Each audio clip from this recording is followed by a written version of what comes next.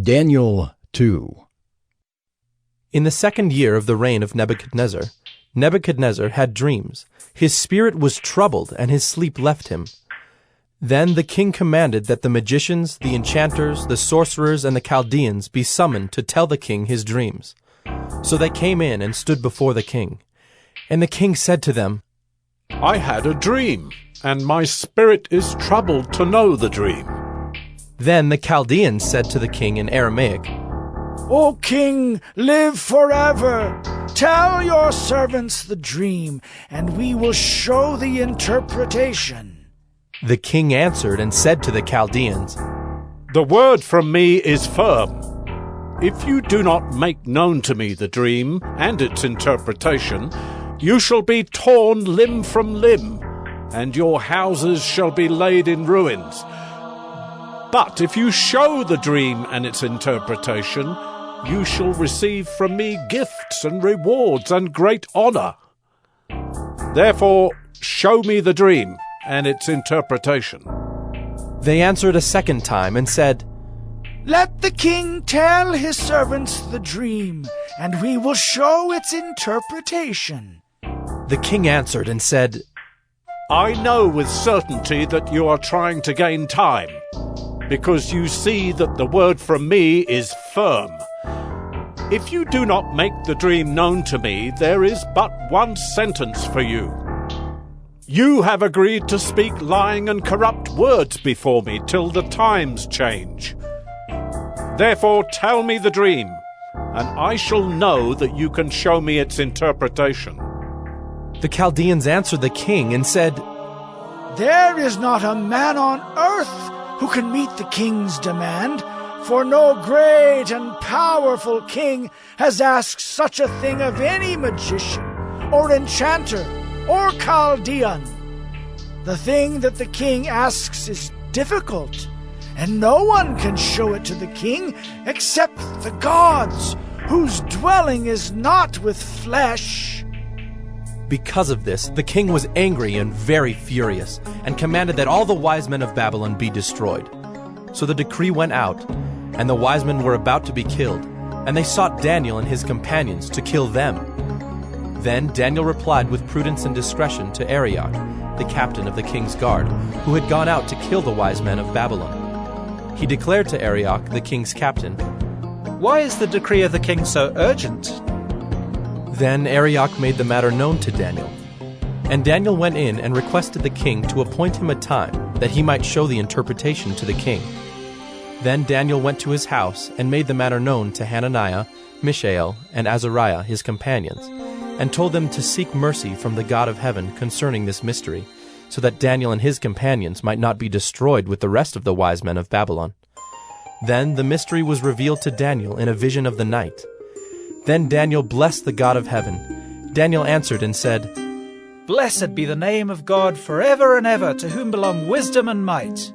He changes times and seasons. He removes kings and sets up kings. He gives wisdom to the wise and knowledge to those who have understanding. He reveals deep and hidden things. He knows what is in the darkness, and the light dwells with him. To you, O God of my fathers, I give thanks and praise, for you have given me wisdom and might, and have now made known to me what we asked of you, for you have made known to us the king's matter. Therefore Daniel went into Arioch, whom the king had appointed to destroy the wise men of Babylon. He went and said thus to him, Do not destroy the wise men of Babylon. Bring me in before the king, and I will show the king the interpretation. Then Arioch brought in Daniel before the king in haste, and said thus to him, I have found among the exiles from Judah a man who will make known to the king the interpretation. The king declared to Daniel, whose name was Belteshazzar, Are you able to make known to me the dream that I have seen and its interpretation? Daniel answered the king and said, No wise men, enchanters, magicians, or astrologers can show to the king the mystery that the king has asked. But there is a God in heaven who reveals mysteries, and he has made known to King Nebuchadnezzar what will be in the latter days. Your dream and the visions of your head as you lay in bed are these. To you, O king, as you lay in bed, came thoughts of what would be after this, and he who reveals mysteries made known to you what is to be. But as for me, this mystery has been revealed to me, not because of any wisdom that I have more than all the living, but in order that the interpretation may be made known to the king, and that you may know the thoughts of your mind. You saw, O king, and behold, a great image. This image, mighty and of exceeding brightness, stood before you, and its appearance was frightening. The head of this image was of fine gold, its chest and arms of silver, its middle and thighs of bronze, its legs of iron, its feet partly of iron and partly of clay. As you looked, a stone was cut out by no human hand, and it struck the image on its feet of iron and clay, and broke them in pieces. Then the iron, the clay, the bronze, the silver, and the gold all together were broken in pieces, and became like the chaff of the summer threshing floors, and the wind carried them away, so that not a trace of them could be found.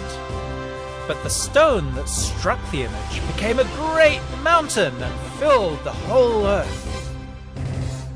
This was the dream. Now we will tell the king its interpretation.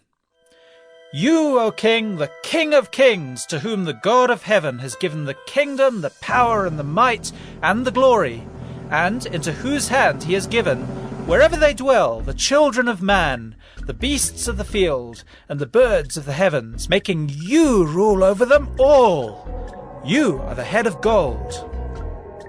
Another kingdom, inferior to you, shall arise after you, and yet a third kingdom of bronze, which shall rule over all the earth. And there shall be a fourth kingdom, strong as iron, because iron breaks to pieces and shatters all things. And, like iron that crushes, it shall break and crush all these. And, as you saw the feet and toes, partly of potter's clay and partly of iron, it shall be a divided kingdom, but some of the firmness of iron shall be in it, just as you saw iron mixed with the soft clay. And as the toes of the feet were partly iron and partly clay, so the kingdom shall be partly strong and partly brittle. As you saw the iron mixed with soft clay, so they will mix with one another in marriage, but they will not hold together, just as iron does not mix with clay. And in the days of those kings, the God of heaven will set up a kingdom that shall never be destroyed, nor shall the kingdom be left to another people. It shall break in pieces all these kingdoms and bring them to an end, and it shall stand forever, just as you saw that a stone was cut from a mountain by no human hand, and that it broke in pieces the iron, the bronze, the clay, the silver, and the gold. A great God has made known to the king what shall be after this. The dream is certain, and its interpretation sure. Then King Nebuchadnezzar fell upon his face and paid homage to Daniel, and commanded that an offering and incense be offered up to him. The king answered and said to Daniel, Truly, your God is God of gods and Lord of kings, and a revealer of mysteries, for you have been able to reveal this mystery. Then the king gave Daniel high honors and many great gifts, and made him ruler over the whole province of Babylon, and chief prefect over all the wise men of Babylon. Daniel made a request of the king, and he appointed Shadrach, Meshach, and Abednego over the affairs of the province of Babylon. But Daniel remained at the king's court.